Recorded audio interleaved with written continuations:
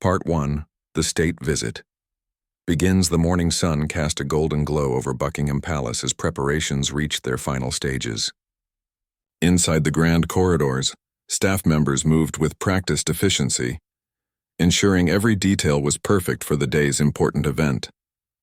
Outside in the courtyard, royal guards stood in perfect formation, their red uniforms pristine, and their tall bearskin hats adding to their imposing presence. This wasn't just any ordinary day at the palace. An American state visit was about to begin, and the entire household knew what that meant. Dozens of cameras, hundreds of journalists, and the eyes of millions around the world would be watching every single moment.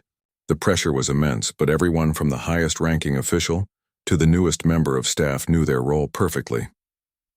Donald Trump's motorcade approached the palace gates right on schedule. The former businessman turned president was known for his bold personality and his tendency to do things his own way. His team had briefed him on British protocol, but Trump had always been someone who trusted his own instincts more than any briefing paper. That confidence had served him well in business and politics, but royal protocol was something entirely different. As the motorcade came to a stop, Trump stepped out onto the historic grounds. The ceremonial guard stood at attention, each man a statue of discipline and tradition.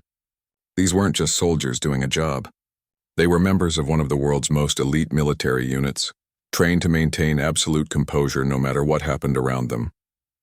Their training included standing motionless for hours, ignoring distractions, and representing the crown with unwavering dignity. Trump walked forward, flanked by his security detail and accompanied by American diplomats. British officials guided him through the formal welcome ceremony. The atmosphere was thick with tradition and formality. Every step, every gesture, every word had been planned and rehearsed. This was how things had been done for generations, and the British took immense pride in maintaining these traditions exactly as they'd always been. As Trump made his way past the line of guards, something caught his attention. One guard stood slightly different from the others, or at least that's what Trump thought he noticed. In reality, the guard's position was exactly as it should be, but Trump's eye for detail, honed through years of inspecting buildings and managing properties, made him pause. The guard in question was a young man who had served in the military for several years. He'd earned his position through dedication, skill, and countless hours of training. Standing guard at the palace was considered one of the highest honors in the British Army. Every guard knew that millions of tourists photographed them each year, that children watched them with wonder, and that they represented something larger than themselves. Trump stopped walking. His security team immediately went on alert, unsure why the president had halted. The British officials exchanged quick glances, their well-trained diplomatic smiles remaining in place even as confusion rippled through their ranks. The cameras continued rolling, capturing everything. Moving closer to the guard, Trump tilted his head slightly, studying the young man's stance. In Trump's mind, something wasn't quite right. Maybe it was the angle of the rifle, or perhaps the positioning of the feet. Whatever it was, Trump decided it needed to be corrected. After all, he'd spent his entire life managing people, giving instructions and expecting immediate compliance. The guard remained absolutely still.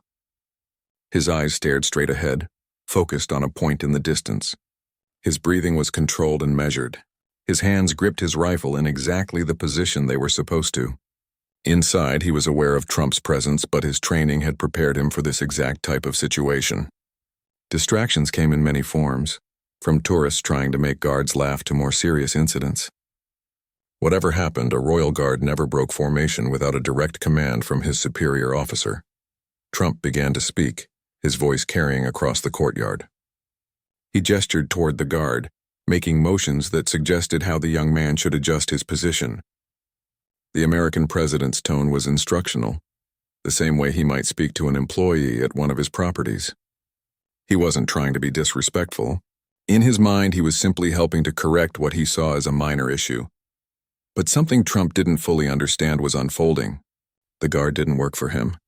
The guard didn't answer to any civilian authority, no matter how powerful. The guard served the Queen of England and followed the commands of his military superiors. This wasn't about being stubborn or disrespectful. It was about a chain of command that had existed for centuries. a tradition that predated modern America by hundreds of years. As Trump continued trying to get the guards' attention, other members of the ceremonial unit maintained their own positions with equal discipline. Not a single guard turned their head or shifted their gaze. To do so would be to break protocol, and protocol was everything in this setting. The British officials began to feel uncomfortable. They were caught in an incredibly delicate situation. On one hand, Trump was an honored guest and the leader of their most important ally. On the other hand, he was unknowingly challenging a fundamental aspect of British military tradition. How could they intervene without causing offense? How could they explain without embarrassing anyone? Inside the palace, staff members who could see the courtyard through windows began to notice the unusual pause in proceedings. Whispers started spreading through the halls. Something unexpected was happening, and in a place where everything was supposed to be perfectly choreographed. Unexpected was never good. Trump raised his voice slightly, not in anger but in an attempt to be heard and obeyed. He turned to one of his aides, making a comment about the guard's lack of response. The aide nodded awkwardly, unsure what to say or do. American security personnel stood nearby, equally confused about how to handle the situation. The guard's commanding officer, watching from a designated position, recognized what was happening. His jaw tightened slightly, the only outward sign of his concern. He knew his guard was performing his duty exactly as trained, but he also knew that this situation could escalate into a diplomatic incident if not handled carefully. Photographers continued snapping pictures, their cameras capturing every moment of this bizarre standoff. Some of them sensed they were witnessing something unusual, though none could predict just how significant this moment would become. Video cameras rolled continuously, ensuring that whatever happened next would be preserved and shared with the world. The seconds ticked by, each one feeling longer than the last. The entire carefully planned ceremony had ground to a halt over this unexpected confrontation. And as Trump continued his attempts to instruct the guard, everyone present knew that something had to give.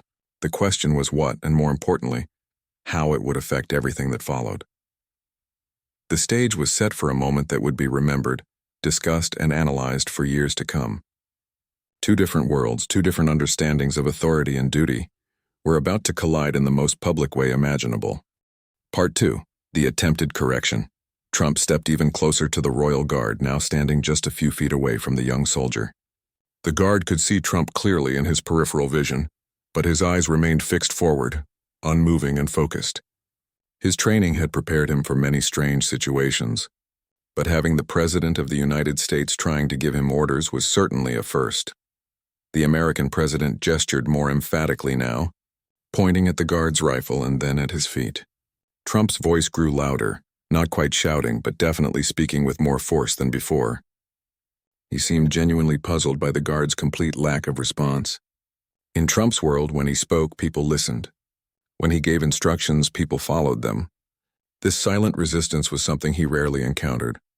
One of Trump's senior aides stepped forward hesitantly, trying to catch the president's attention. The aide had been briefed more thoroughly on British customs and was beginning to understand that they were heading into troubled waters. But Trump waved him off, focused entirely on what he perceived as a problem that needed fixing right now. The British officials watched with growing concern. The senior royal aide, a man who had served the palace for over 2 decades, felt his stomach tighten. He'd coordinated hundreds of state visits and ceremonial events, and nothing like this had ever happened. He couldn't simply step in and contradict the American president in front of cameras, but he also couldn't allow this to continue much longer. Trump turned to the small group of people around him and spoke loud enough for many to hear. He made a comment about discipline and proper posture, suggesting that perhaps British military standards weren't quite what they should be. A few uncomfortable chuckles came from the American delegation, though they were clearly nervous laughs rather than genuine amusement. The guard's jaw tightened almost imperceptibly. Inside his mind, a storm of thoughts competed with his training. He felt proud of his service, proud of his uniform, and proud of the tradition he represented. Hearing someone, even someone as important as the American president, question British military standards struck a nerve. But his face showed nothing. His body remained rigid. His eyes stayed forward. Other tourists and visitors who had been watching the ceremony from designated viewing areas began to notice something was wrong. Phone cameras came out, and people started recording. In today's world, nothing stays private for long. Within minutes, clips of Trump trying to instruct the guard would be uploading to social media, though most viewers wouldn't yet understand the full significance of what they were watching. The guard's commanding officer made a subtle hand signal to another officer nearby. They needed to be ready to intervene if this situation escalated further. Military protocol was clear, but so was the need to maintain diplomatic relations with America. It was a delicate balance, and right now that balance was teetering dangerously. Trump made one more attempt to get through to the guard. He spoke slowly and clearly, as if perhaps the problem was that the guard simply hadn't heard him properly.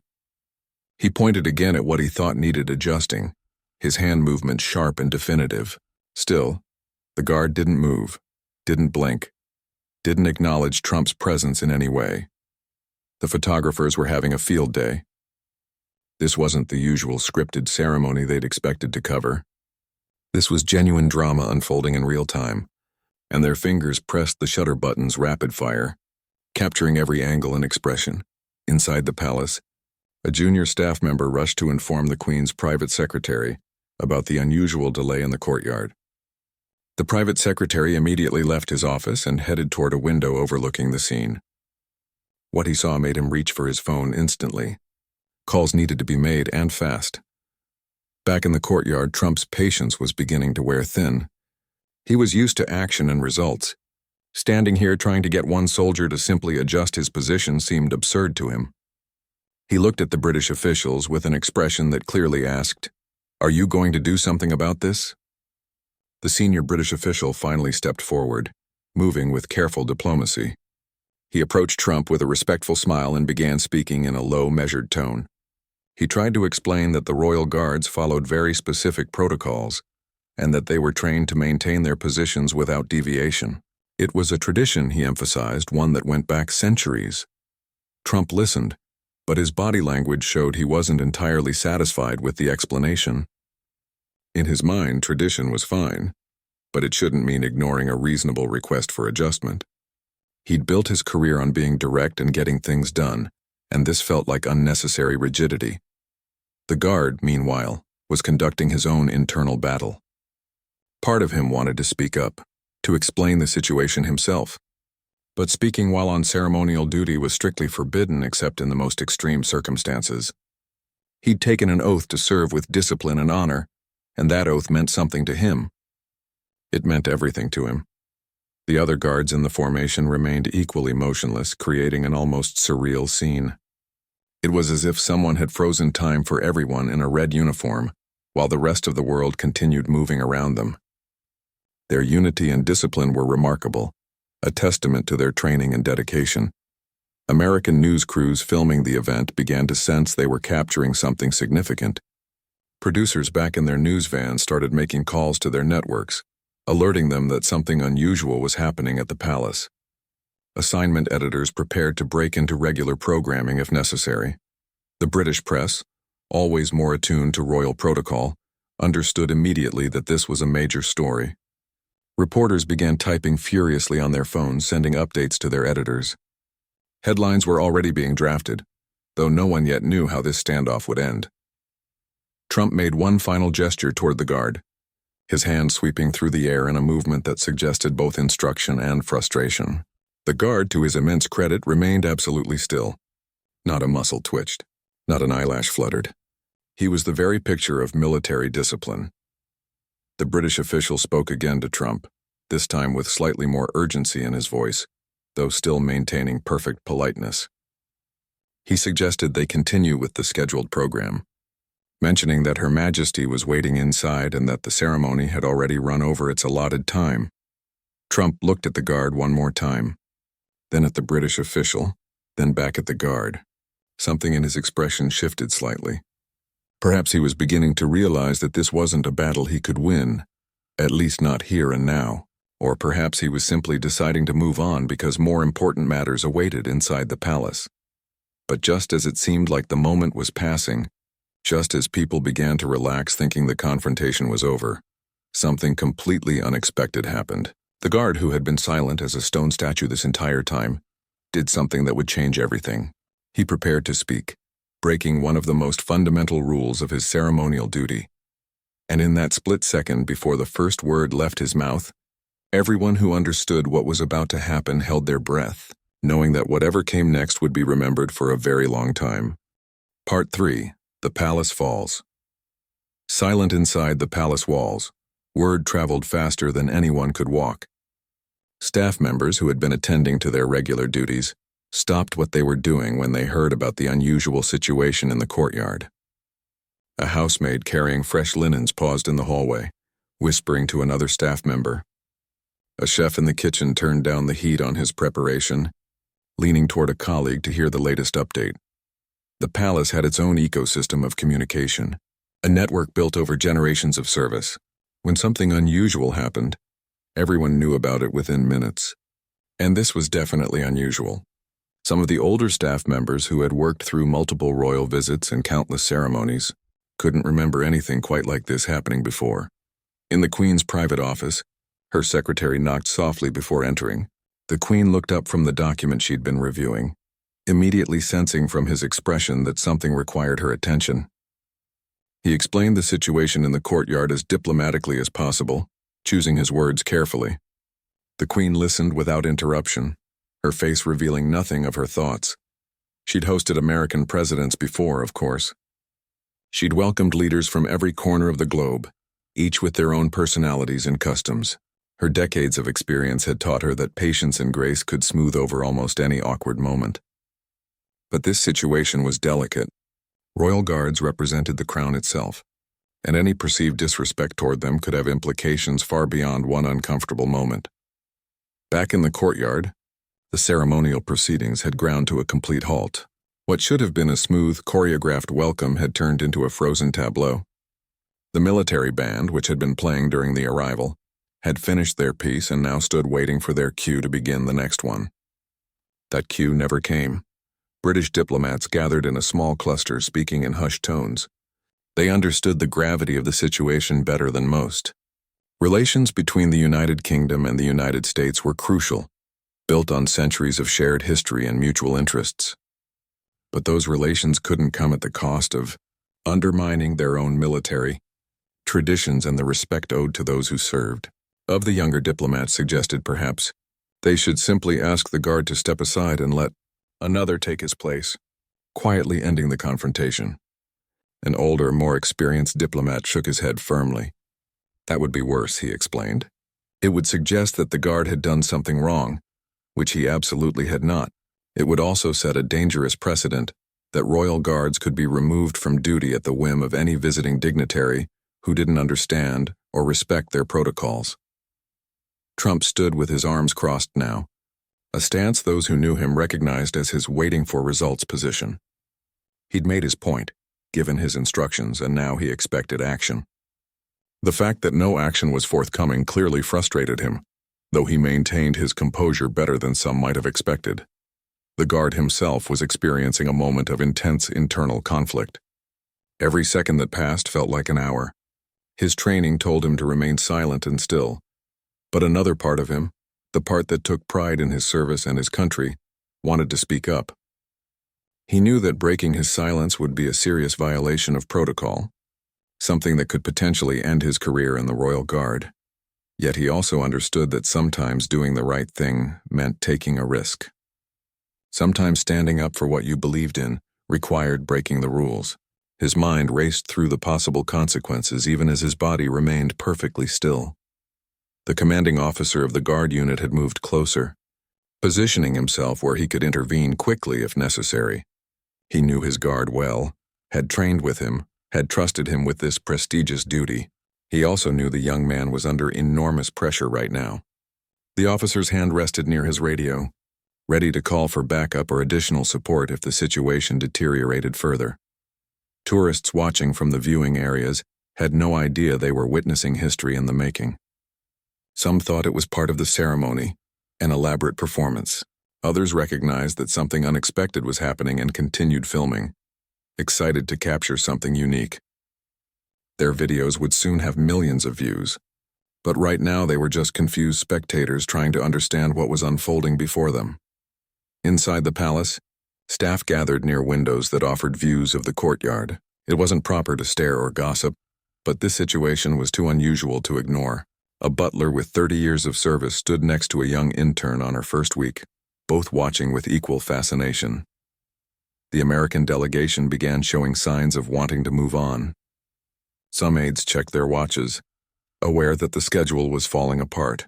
Others glanced toward the palace entrance, wondering if they should just proceed inside and let this situation resolve itself. But Trump hadn't moved, so they couldn't move either.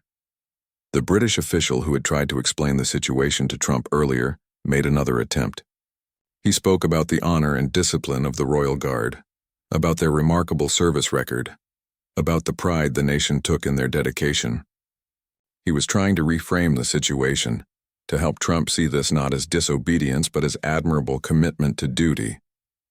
Trump listened, nodding occasionally, but his eyes kept returning to the guard.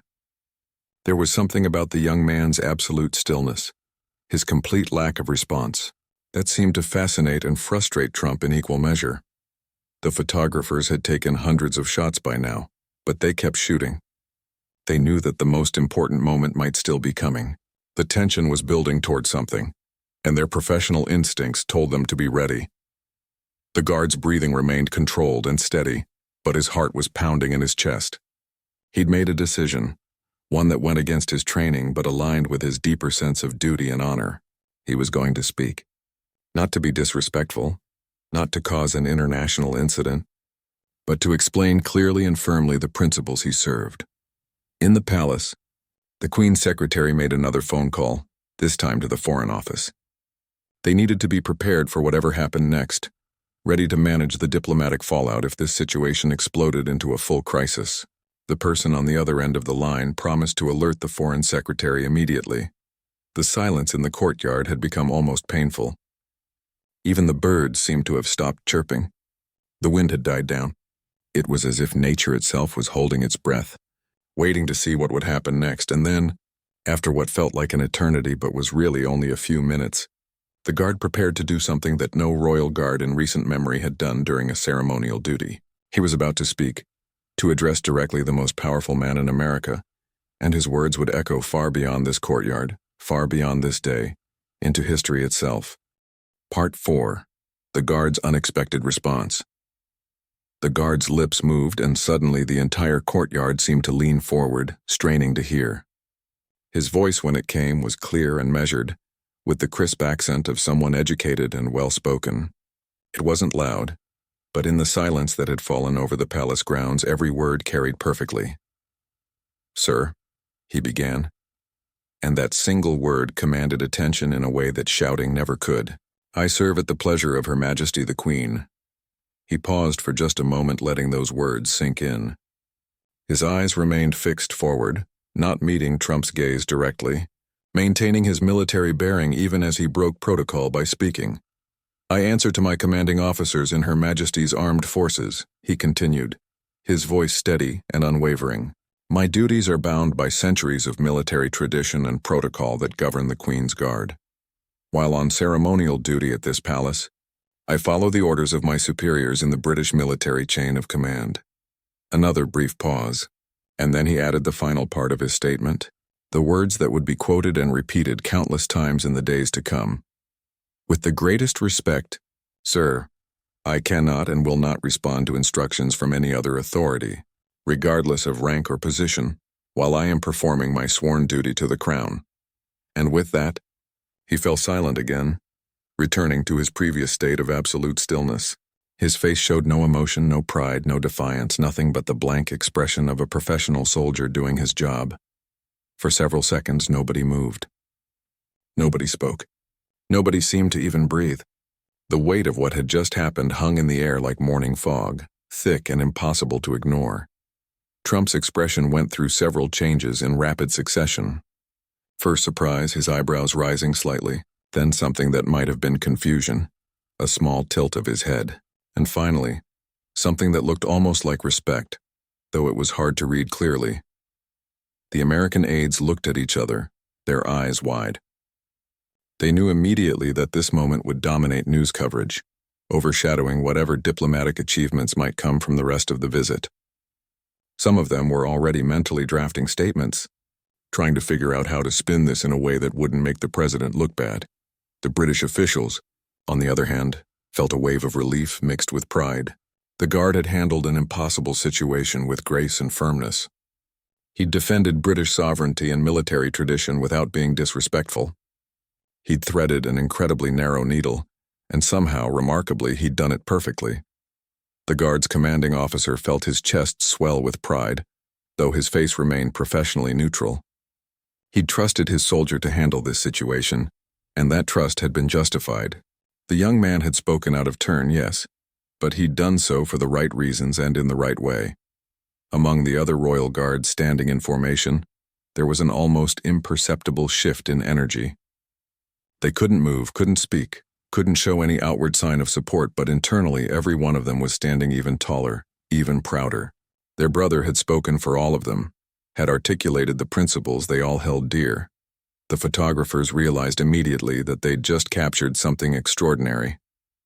Fingers flew across camera controls, reviewing the shots they'd taken, making sure they had clear images of this historic moment. The video camera operators checked their recordings, ensuring everything had been captured properly. One of the British diplomats stepped forward smoothly, seizing the moment before it could become more awkward. He spoke to Trump with practiced charm, suggesting that they proceed with the rest of the scheduled ceremonies. Her Majesty was waiting, he reminded the president, and there was still much to accomplish during this important visit. Trump looked at the guard one more time. What he was thinking remained a mystery, locked behind the practiced expression of a man who'd spent decades negotiating and dealing with unexpected situations. Finally, he nodded and turned toward the palace entrance. As the group began to move, Trump said something to one of his aides, but the words were too quiet for most to hear. Some of those closest thought they heard him say interesting or maybe that's something, but nobody could be certain. The ceremonial guard remained at his post, as still as ever, giving no indication that the past several minutes had even happened, but inside his heart was still racing. He'd just done something that could end his career, could result in serious disciplinary action, could change his life forever. And yet he also felt that he'd done the right thing, the only thing he could have done while maintaining his integrity and honoring his oath. As Trump and his entourage moved into the palace, the official ceremony resumed. The military band started playing again. The schedule got back on track. But everyone present knew that something significant had just occurred, something that would ripple outward far beyond this courtyard. Inside the palace, staff members who had been watching from windows began to disperse, returning to their duties but buzzing with conversation. The story would be told and retold in break rooms and corridors for days to come, with each telling adding new details and perspectives. The Queen, informed of exactly what had transpired, made no immediate comment. She simply nodded to her secretary and returned to reviewing her papers.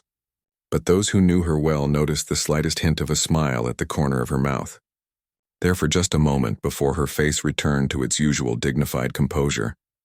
The guard who had spoken continued his duty for the remainder of his shift without incident. When he was finally relieved and could step down from his post, his commanding officer approached him. The young man expected a reprimand, possibly even formal charges for breaking protocol. Instead, his commanding officer simply nodded once, a gesture that conveyed volumes without requiring words. There would be a formal review of the incident, of course. Procedures had to be followed. But both men knew that what had happened had been necessary and right. In the hours that followed, as official meetings and diplomatic discussions proceeded inside the palace, the real drama was unfolding in the digital world. The videos and photos from the courtyard were being uploaded, shared, and spread across every social media platform. News organizations were picking up the story, recognizing its significance. The guard's words, "I serve at the pleasure of Her Majesty the Queen," were being quoted everywhere. People from all walks of life were discussing what had happened, what it meant, and why it mattered. The incident had touched something deeper than just an awkward moment at a state visit. It had become about duty, tradition, respect, sovereignty, and the courage to stand up for principles even in the face of enormous pressure. And somewhere in all that chaos and conversation, in all those shares and comments and debates, a simple truth emerged. Sometimes the quietest voice carries the most weight. Sometimes the most powerful statement is the one delivered with calm dignity, rather than shouting. And sometimes doing the right thing means breaking the rules, as long as you do it for the right reasons and in the right way. The Guard had given the world a masterclass in grace under pressure, and people were paying attention. Part 5. The Ripple Effect. Within minutes of the Guard's statement, the first social media post began appearing. A tourist from Australia who had been filming the ceremony uploaded a video with the caption, "Something crazy just happened at Buckingham Palace." The video had shaky footage and mediocre audio quality, but it captured the essential moment. Within 30 minutes, that video had been viewed 50,000 times. A professional photographer working for a British newspaper uploaded a still image that perfectly captured the scene. Trump standing close to the Guard, one hand extended in a gesturing motion. The Guard absolutely rigid, eyes forward, the very picture of military discipline. The photo was striking, powerful, and immediately iconic. News desks around the world began requesting permission to use it. Inside the palace, the state visit continued as planned, but the atmosphere had changed. Everyone was more careful, more conscious of protocol, more aware that any small misstep could become another headline. Trump participated in the scheduled meetings and ceremonies, his demeanor professional and engaged. If he was bothered by what had happened, he didn't show it outwardly. The British press corps, however, was having a field day. Royal correspondents who had covered hundreds of ceremonial events were calling this the most dramatic incident they'd witnessed in years. Political journalists were analyzing the diplomatic implications. Military experts were being interviewed about the role and protocols of the Queen's Guard. One veteran BBC reporter, who had been covering royal events for over 20 years, stood in front of the palace gates doing a live broadcast. His excitement was barely contained as he explained the significance of what viewers had just witnessed. "In all my years covering the monarchy," he said, his voice full of energy, "I have never seen a royal guard speak during ceremonial duty. This is unprecedented, absolutely unprecedented." Meanwhile, American news networks were scrambling to understand the context. Many Americans weren't familiar with the specific traditions of the Royal Guard, so commentators had to explain the background. Why was this such a big deal? Why couldn't the Guard just follow Trump's instructions? The explanations varied in quality and accuracy, but they all agreed on one thing: something significant had just happened. The Guard at the center of the storm completed his shift and was escorted inside for an immediate debriefing. Military protocol required a full report of any unusual incident, and this certainly qualified. He sat in a small office, still in his ceremonial uniform, and methodically recounted the events exactly as they had unfolded. His superior officers listened carefully, taking notes. They asked questions about his decision-making process, about what had prompted him to speak, about whether he felt threatened or disrespected. The Guard answered each question honestly and thoroughly. He acknowledged that he had broken protocol by speaking, but he explained that he felt it was necessary to respectfully clarify the boundaries of his authority and duty. One of the senior officers, a man with decades of military experience, leaned back in his chair after the debriefing concluded. "You put us in a difficult position," he said, his voice serious. The Guard nodded, expecting to hear about disciplinary proceedings. But then the officer's expression softened slightly. "You also handled an impossible situation with remarkable professionalism. We'll need to review this through proper channels. But unofficially, between us, you did well." Outside the palace gates, tourists who had witnessed the incident were gathering in small groups, excitedly recounting what they'd seen. Some were reviewing the videos on their phones, playing and replaying the moment when the Guard spoke. Tour guides found themselves answering questions they'd never been asked before, trying to explain the nuances of British military tradition to confused but fascinated visitors. In Parliament, word of the incident reached members during their afternoon session. Quiet conversations broke out in the lobbies and corridors. Some members felt the Guard had been entirely correct, defending British sovereignty with dignity. Others worried about the diplomatic implications, concerned that this could damage relations with America at a crucial time. The American embassy in London went into crisis management mode. Diplomats began making calls, reaching out to their British counterparts, trying to assess how serious the situation was and whether it would have lasting consequences. The conversations were delicate, with both sides trying to minimize the incident while also acknowledging its significance. Trump's team released a brief statement saying the president had enjoyed his visit to Buckingham Palace and appreciated the traditions and professionalism of the British military. The statement was carefully worded, neither acknowledging the confrontation directly nor apologizing for it. It was a masterpiece of diplomatic non-commitment. The British government, through the Foreign Office, issued their own statement. It thanked the American president for his visit, expressed the importance of the special relationship between the two nations, and made a brief reference to the dedication and professionalism of Her Majesty's Armed Forces. Like the American statement, it said a lot while revealing very little. But while the official statements were carefully bland, the unofficial reaction was anything but. Social media exploded with opinions, memes, and debates. The hashtag #Royal Guard response began trending worldwide within 2 hours of the incident. People from dozens of countries weighed in with their thoughts. Some supported Trump, arguing that he was simply trying to ensure protocol was followed correctly and that the Guard's response was unnecessarily rigid. Others praised the Guard for standing firm in defense of his duties and his sovereign. The debate crossed political lines, cultural boundaries, and geographical distances. In Britain, the response was overwhelmingly supportive of the Guard. British social media users posted messages of pride and support. Many shared stories of their own experiences with Royal Guards, discussing the incredible discipline and dedication required for the role. The Guard, whose identity was still protected by military policy, became an instant folk hero. British military veterans from all branches of service began sharing the video with their own commentary. They explained to younger generations what it meant to serve, what it meant to have a chain of command, what it meant to honor tradition while also adapting to new situations. The Guard's response became a teaching moment about military values. In the United States, the reaction was more divided. Some Americans saw it as a sign of respect for tradition and proper authority. Others viewed it as an affront to their president. Cable news channels debated the incident for hours with panels of guests offering every possible perspective. International news outlets picked up the story quickly. In France, newspapers ran headlines about British military pride. In Germany, political commentators discussed the importance of institutional traditions. In Japan, where respect for ceremonial duty is deeply valued, the Guard's response was widely praised. In Australia and Canada, countries with their own connections to the British Crown, the story resonated particularly strongly. The Queen's Guards themselves, those who served or had served in that prestigious unit, felt a deep sense of vindication. For years, tourists had treated them like living statues, trying to make them laugh, posing for silly photos, sometimes showing disrespect.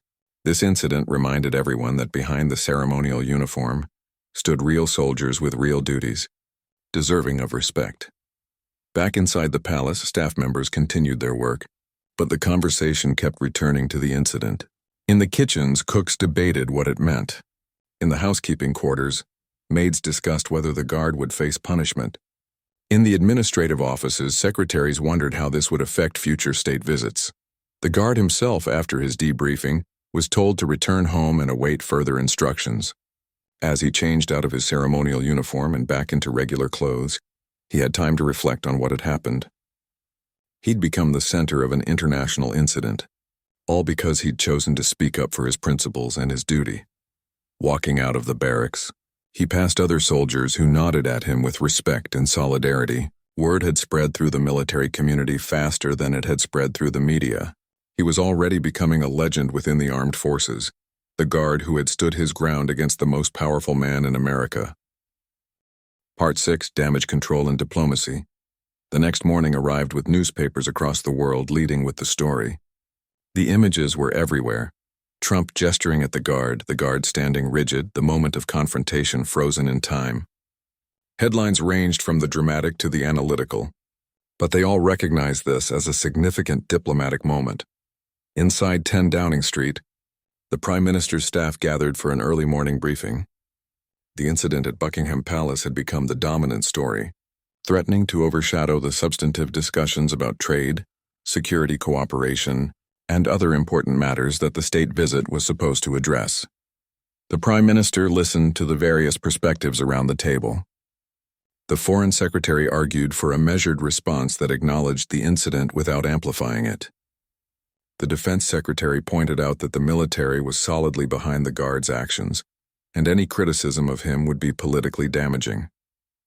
The communications director worried about how to keep the focus on the positive aspects of the UK-US relationship. At the American embassy, similar conversations were taking place. The ambassador had been on the phone with Washington for hours, explaining the British perspective and the unique role of the Royal Guard. He emphasized that this wasn't personal, wasn't about disrespecting the president, but about upholding centuries of tradition and military protocol. Trump's team in London was working overtime to manage the narrative. They arranged additional photo opportunities showing Trump and British officials working together productively. They emphasized the successful meetings and agreements reached during the visit. They tried to shift attention away from the palace incident and toward the substantive outcomes of the diplomatic engagement. But controlling the narrative in the age of social media was nearly impossible. For every official statement and carefully staged photo, there were thousands of social media posts, videos, and memes keeping the palace confrontation alive. The story had taken on a life of its own, beyond the control of any government or press office. The British government made a strategic decision. Rather than trying to downplay the incident, they would acknowledge it while emphasizing the values it represented. A senior government spokesperson gave a press conference that afternoon, choosing words with extreme care. The Royal Guard, who was on duty yesterday, conducted himself with the professionalism and dedication we expect from all members of Her Majesty's Armed Forces, the spokesperson said. He upheld the protocols and traditions that have served this nation for centuries. We are proud of our military personnel and the dignity with which they carry out their duties. The statement was diplomatic enough not to directly criticize Trump, but clear enough to show support for the Guard. It struck the right balance, and British public opinion responded positively. The government had defended their soldier without creating an international incident. The American response was more complicated. Trump himself hadn't publicly commented on the incident, and his team was divided on whether he should. Some advisors thought he should simply ignore it and let the story die. Others felt he needed to address it directly to control the damage. Still others suggested using humor to diffuse the situation. Behind the scenes, British and American diplomatic officials were working together to ensure the incident didn't damage the broader relationship. They emphasized the strong alliance, the shared values, and the many areas of cooperation that existed between the two nations. They reminded each other that one awkward moment couldn't undermine centuries of partnership. The Queen, in her role as head of state, maintained her characteristic discretion. She continued with the scheduled state visit activities, treating Trump with the same courtesy she would show any visiting leader. Her ability to rise above political controversies and maintain diplomatic grace was legendary, and she demonstrated it once again. During a state banquet that evening, Trump and British officials toasted the enduring friendship between their nations. The speeches were full of warm words about shared history and common goals. Nobody mentioned the incident in the courtyard, but everyone was thinking about it. The careful choreography of diplomacy continued, smoothing over the rough edges of the confrontation. Military officials from both countries were also in communication.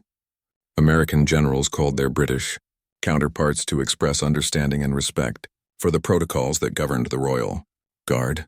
They assured the British that there were no hard feelings and that they understood the Guard had simply been following his orders and training. The Guard himself remained at home, waiting to hear what would happen next. He received messages of support from fellow soldiers, friends, and even some family members who had seen the news. His phone had been ringing constantly with media requests for interviews, but he'd been instructed not to speak to the press. Military policy protected his identity and prevented him from making public statements about the incident. A formal military review board was convened to examine the incident according to protocol. The board consisted of senior officers who would determine whether the Guard's actions had been appropriate and whether any disciplinary measures were warranted. The proceedings were confidential, as was standard for military matters. The board reviewed video footage from multiple angles, read witness statements, and interviewed the Guard himself. They examined the exact protocols that governed Royal Guard behavior during ceremonial duties. They consulted historical records of similar incidents, though they found very few comparable situations. After 2 days of deliberation, the board reached their conclusion. The guard had technically violated protocol by speaking during ceremonial duty. However, the circumstances were extraordinary, and his response had been measured, respectful, and ultimately in the best interests of the military and the nation. The board decided that no disciplinary action would be taken. Instead, they commended the guard for his professionalism under difficult circumstances. When the guard received word of the board's decision, he felt an enormous weight lift from his shoulders. His career wasn't over. His reputation was intact. If anything, he'd earned the respect of his peers and superiors. But he also knew that his life had changed. He'd always be known as the guard who stood up to Trump, whether he wanted that identity or not. The Ministry of Defense released a brief statement announcing that the military review had concluded and that no disciplinary action would be taken. They didn't provide details, but the message was clear. The guard had done nothing wrong. American officials privately expressed relief at this outcome. A disciplinary action against the guard would have created a narrative that Trump had gotten a British soldier punished, which would have been politically damaging in both countries. The clean resolution allowed everyone to move forward. International relations experts began writing analyses of the incident for academic journals and foreign policy publications. They discussed the importance of understanding cultural protocols when engaging in international diplomacy. They highlighted the incident as a case study in how seemingly small misunderstandings can escalate into significant diplomatic moments. Training programs for diplomatic staff in multiple countries began incorporating the incident into their curricula. It became an example of what can go wrong when visitors don't fully understand or respect the protocols of their host nation. It also became an example of how to handle such situations with grace and professionalism. The palace returned to normal operations, though with a heightened awareness of protocol during future state visits. Staff were reminded to brief visiting dignitaries more thoroughly about the unique role and authority of the Royal Guard. Nobody wanted a repeat of the incident, even though it had been handled well. Trump completed his state visit and returned to America. In his subsequent rallies and public appearances, he occasionally mentioned his trip to Britain, talking about the pomp and circumstance and the productive meetings. He never directly mentioned the incident with the guard, though some saw subtle references in his comments about tradition and protocol. The relationship between the United States and the United Kingdom continued as it had for generations. One incident, however dramatic, couldn't fundamentally alter a partnership built on shared interests, common values, and centuries of cooperation. The diplomats on both sides had done their jobs well, managing the crisis and preventing lasting damage. But while the diplomatic machinery moved forward, the story remained alive in public consciousness. It had become more than just a news item. It had become a moment that people referenced, discussed, and learned from. The ripples continued spreading outward, touching conversations about respect, authority, tradition, and duty in ways nobody had anticipated. Part 7. Global Reaction. The video clips had been viewed over 100 million times within the first week.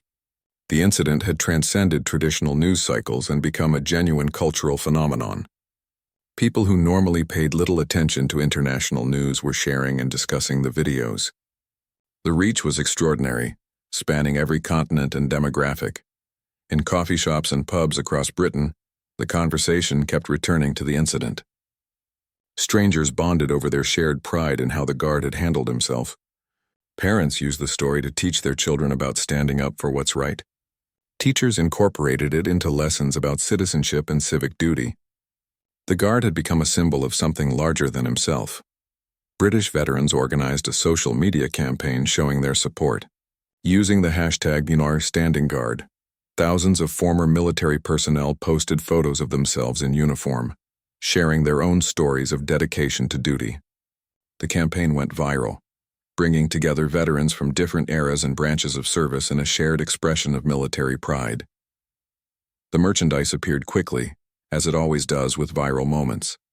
T-shirts with quotes from the Guard statement, mugs featuring artistic renderings of the confrontation, and even toy figures of royal guards became popular.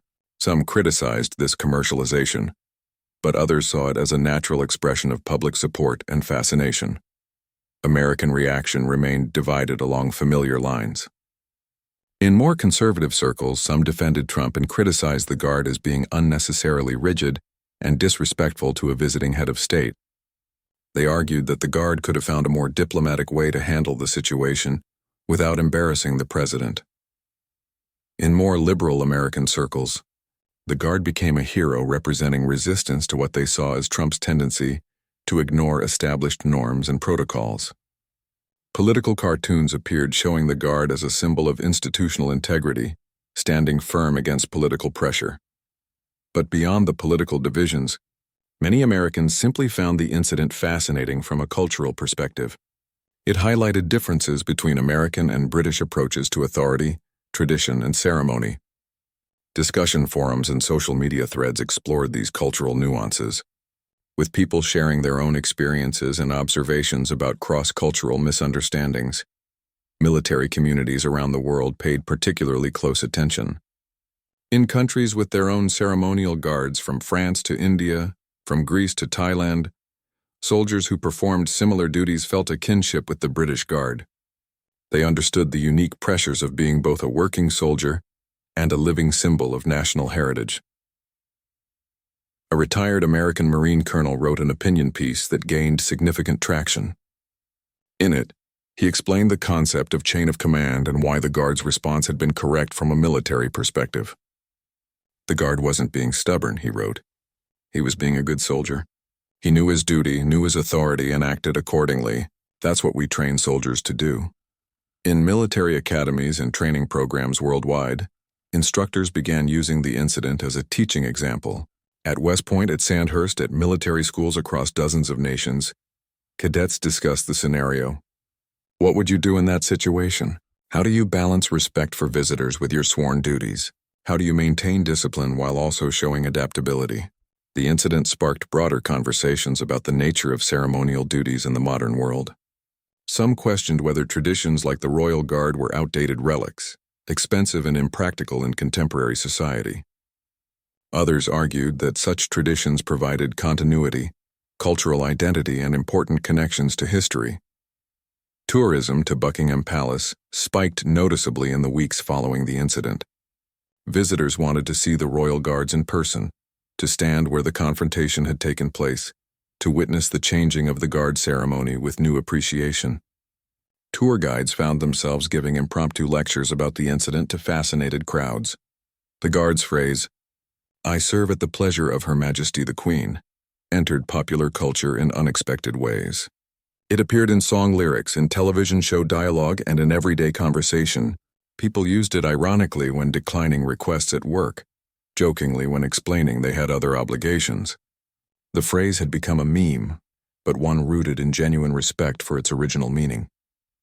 Documentary filmmakers began developing projects about the Royal Guard, using the incident as a hook to explore the broader story of these ceremonial soldiers. Production companies commissioned shows about British military traditions. Publishers commissioned books examining the history and significance of the Queen's Guard. The incident had opened a window into a world that many people had never fully appreciated. Academic papers began appearing in journals focused on international relations, communication studies, and military history. Scholars analyzed the incident from multiple angles, as a diplomatic challenge, as a cultural misunderstanding, as an example of individual courage, as a media phenomenon. The Guard's 30-second statement became the subject of serious academic inquiry. Social psychologists discussed what the incident revealed about authority and obedience. They noted that the Guard had disobeyed one authority figure, Trump, in order to obey a higher authority, his military chain of command and the Crown. The incident became a case study in how people navigate conflicting demands and maintain their integrity under pressure. In British schools, teachers used the incident to teach about their nation's constitutional monarchy, military traditions, and the importance of understanding one's role and responsibilities. Students wrote essays analyzing the Guard's decision and what they would have done in his position. The incident became an unexpected educational resource. International news organizations produced in-depth features exploring the aftermath of the incident. They interviewed protocol experts, military historians, diplomats, and everyday citizens about what the moment meant to them. The features revealed how differently people interpreted the same event based on their cultural background, political beliefs, and personal experiences. Some mental health professionals discussed the incident in terms of the pressure and stress the guard must have experienced. Standing motionless for hours was already physically and mentally demanding. Adding the confrontation with Trump had created an extraordinarily high-stress situation. The guard's ability to maintain composure and respond thoughtfully was seen as remarkable by those who understood the psychological challenges involved at support groups and online.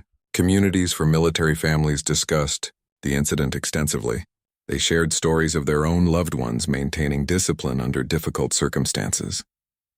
They talked about the sacrifices and challenges of military service. For many military families, the incident validated what they already knew, that the men and women in uniform deserve respect for their dedication and professionalism. International etiquette experts use the incident as a teaching moment about the importance of researching and understanding protocols before visiting other countries. They emphasize that what seems like a minor issue can become significant when cultural traditions and national pride are involved. The incident became their go-to example of why preparation and cultural sensitivity matter in international interactions. Religious leaders even found meaning in the incident, using it in sermons and teachings about staying true to one's principles, about the importance of duty and service, about how to stand firm in one's convictions while remaining respectful to others. The guard's response was seen as embodying virtues that transcended military service and spoke to broader human values. The incident generated countless think pieces and opinion columns exploring questions of tradition versus progress, individual conscience versus orders, respect for guests versus defense of sovereignty. Writers used it as a jumping-off point to discuss everything from the future of monarchy to the changing nature of authority in democratic societies. Sports commentators even got in on the action, comparing the guard's discipline and mental toughness to elite athletes. They discussed the intense focus and self-control required to maintain composure under pressure, drawing parallels between the guard's performance and championship-level athletics. Artists created works inspired by the incident. Painters depicted the confrontation in styles ranging from realism to abstract expressionism. Sculptors created pieces representing duty and dignity. Poets wrote verses exploring themes of service and sovereignty. The incident had captured the creative imagination in ways that purely political events rarely do. The global conversation continued for weeks, then months. Long after the news cycle had moved on to other stories, people still referenced the incident in discussions about protocol, respect, tradition, and standing up for principles. The guard's moment of quiet defiance had resonated around the world, touching something deep in the human experience that transcended politics and nationality. Part 8. Lasting Legacy. 2 years after the incident, a journalist tracked down several people who had been present in the courtyard that day. Their reflections revealed how the moment had stayed with them, shaping their understanding of duty, respect, and the power of quiet conviction. The British official who had tried to smooth things over admitted he still thought about it regularly, using it as a personal reminder about the importance of defending principles diplomatically. The guard himself, still serving in the military but no longer on ceremonial duty, had moved forward with his life and career. His identity remained protected by military policy, allowing him to serve without the constant scrutiny that would have come with public recognition. Fellow soldiers who knew his identity treated him with quiet respect, but he was able to continue his work without being treated as a celebrity. In military training programs, the incident had become permanently embedded in the curriculum. New recruits learned about it during their instruction on protocol, chain of command, and professional conduct. The scenario was used in role-playing exercises. How would you handle a situation where someone with apparent authority gave you orders that conflicted with your actual chain of command? The phrase, "I serve at the pleasure of Her Majesty," had evolved beyond its viral moment origins. While still occasionally used humorously in memes and casual conversation, it had also taken on deeper significance. People invoked it when discussing integrity in the workplace, when teaching children about staying true to their values, when explaining the importance of knowing your role and responsibilities. Diplomatic training programs around the world had incorporated case studies of the incident. Future ambassadors, foreign service officers, and international relations professionals studied what happened and why. They learned about the importance of understanding local customs, respecting host nation protocols, and recognizing that what might seem like a minor issue to an outsider could be deeply significant to those involved. The incident had subtle but lasting effects on how state visits were conducted. Briefing materials became more detailed, particularly regarding military protocols and ceremonial traditions. Advance teams spent more time explaining local customs to visiting dignitaries. Nobody wanted a repeat of that awkward confrontation, so everyone worked harder to prevent similar situations.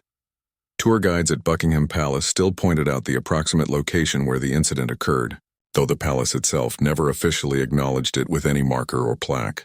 Tourists still asked about it, still wanted to know the details, still took photos standing near the spot. The palace had seen centuries of history, and this moment had earned its small place in that long timeline.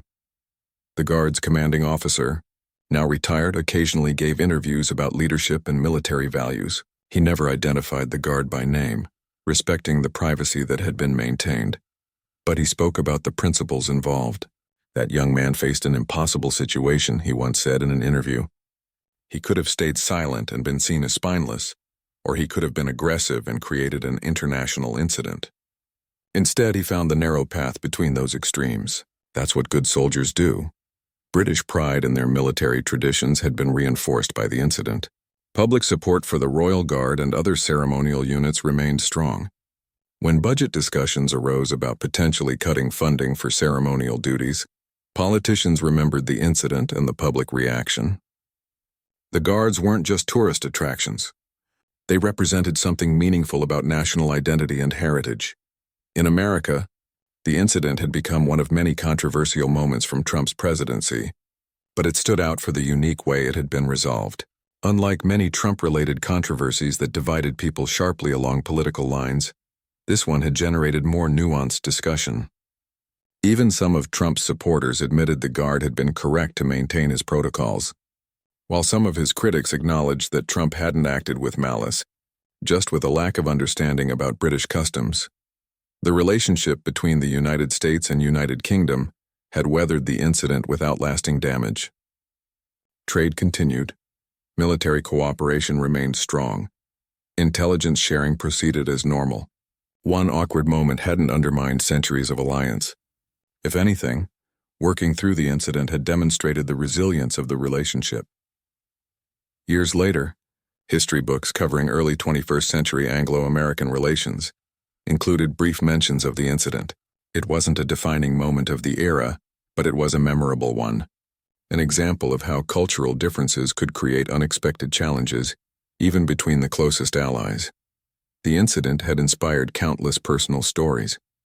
Veterans wrote about their own experiences maintaining discipline under pressure. Young people wrote about how the Guard's example had inspired them to stand up for their beliefs. Teachers wrote about using the incident to teach critical thinking and ethical decision-making. The Guard's 30 seconds of speaking had created ripples that extended far beyond what anyone could have anticipated. In military mess halls and veterans organizations, the incident was occasionally discussed with a mixture of pride and amusement. Soldiers understood the pressure the Guard had faced and respected how he'd handled it. The story became part of military folklore, told and retold with various embellishments, but always centered on the core truth of a soldier doing his duty with dignity.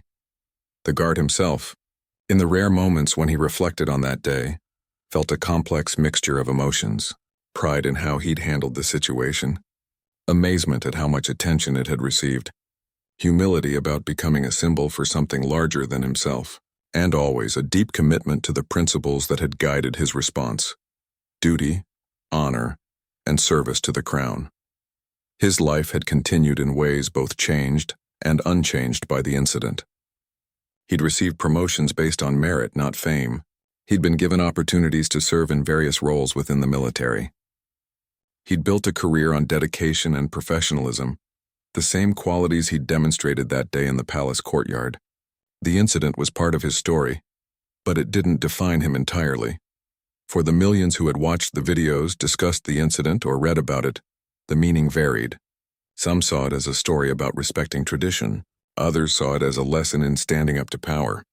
Still others viewed it as simply a fascinating moment of human interaction captured on camera. The beauty of the incident was that it could support multiple interpretations while remaining fundamentally the same story. Professional development coaches began using the incident in their training programs. They discussed how the guard had communicated clearly and respectfully while maintaining firm boundaries. They analyzed his word choice, his tone, his body language. The guard's response became a case study in effective communication under pressure. The incident had demonstrated something important about the modern world, that moments of genuine human drama could still break through the noise of constant information. In an era of manufactured controversies and carefully staged events, here was something real and unscripted. People responded to that authenticity. Looking back from the perspective of several years, the incident had achieved a kind of timeless quality. New generations discovering the video for the first time had the same reactions as those who had watched it live. The human dynamics it captured, the questions it raised about duty and authority, remained relevant regardless of when someone encountered the story. The guard who had spoken those famous words continued his service, carrying with him the knowledge that he'd faced an extraordinary test and passed it. He'd been forced to make a split-second decision about how to balance respect, duty, and principle. The fact that people around the world had examined his decision and largely found it admirable was gratifying, but not as important to him as knowing he'd stayed true to his oath and his training. In the end, the lasting legacy of the incident was about more than one confrontation between a president and a guard. It was about the enduring importance of traditions, the courage required to defend principles, the value of clear communication, and the power of quiet dignity. It was a reminder that sometimes the right thing to say is simple and direct, that sometimes standing still is the strongest action, and that sometimes the most powerful voice is the one that speaks calmly and respectfully, even in the face of pressure. The guard had given the world a gift, a moment of clarity in an often confusing time, an example of integrity when cynicism seemed everywhere, a reminder that ordinary people could demonstrate extraordinary character, and that gift continued giving, inspiring new discussions, teaching new lessons, and reminding people of what's possible when someone stands firm in their convictions while maintaining respect for others.